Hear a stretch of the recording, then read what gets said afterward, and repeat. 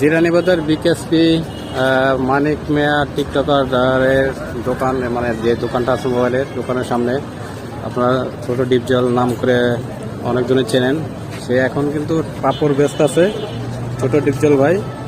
সে কিন্তু কেন ভাই আপনারা অনেকদিন পাপড় বিক্রি করতেছে, পাপড় বিক্রি করতেছেন? আপনি এত বড় ভাইরাল লোক ভাই, না আপনি এত বড় ভাইরাল লোক, তাহলে আপনি পাপড় বিক্রি করেন কেন ভাই? ভাই ভাইরাল হইলেই কি ইনকাম হয়? যাদের পেজ ভাইরাল হয়েছে তারা তো গাড়ি বাড়ি করে লাইছে।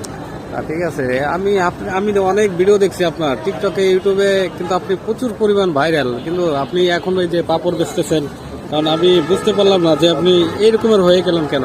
আপনার কি আমি অনলাইন থেকে 2 টাকাও ইনকাম করতে পারি নাই, কিন্তু আমি প্রায় 20 লাখ টাকা আমি খরচ করছি।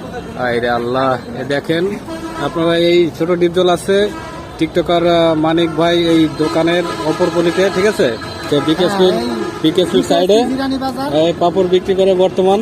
টিকটকার মানিক মিয়ার দোকানের সামনে আসলে আমাকে পাবেন। টিকটকার মানিক মিয়ার দোকানের ওই পাশে? হ্যাঁ, রাস্তার এপার চলে আসবেন, টিকটকার মানিক মিয়ার দোকানের এপাশে। আসলে মানুষ সবাই ভাইরাল হয়ে কিন্তু সবাই বড়লোক হয় না, কারণ বড়লোক হইতে হলে তার মানে কিছু লাগে, যে তার ইনকামও দরকার আছে। কিন্তু তার ভিডিও নিয়ে বলে অনেকজনে ভাইরাল হয়েছে, অনেকজনে তার ভিডিও নিয়ে কিন্তু অনেক টাকা ইনকাম করছে, তারা বড়লোক হয়ে গেছে, গাড়ি বাড়ি হয়ে গেছে আমার এক ভিডিও দিয়ে। এখন সে কিন্তু এখনো রাস্তায় এই পাপড় বিক্রি করে। এটা আসলে একটা দুঃখের বিষয়। এটা কি বলবো, আপনারা সবাই এই আইডিয়া, যে ভিডিওটা আপনারা সবাই শেয়ার করে দিন।